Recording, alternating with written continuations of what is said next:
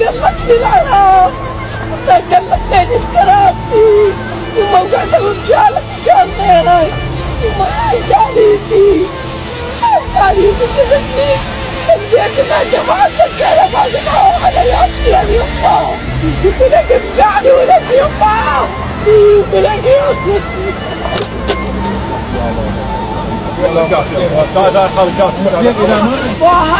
حطها بالشارع، شارع حسين الشهيد، التاكسي اللي يجي ما تقول له ودي للبرهامه، شارع حسين الشهيد شي عقد الناس مدة الشهداء والجرحى وفيها خلصت شغل. ليش خلصت القعده على الكراسي؟ خلصت بعد يعني استقرينا على الكراسي، استقرينا. ابني وابنك واخوي واخوك هم قعدوا لو دواعش دخلت لنا مثل ما دخلت شردة حضروا حواريهم. ليش صار هذا؟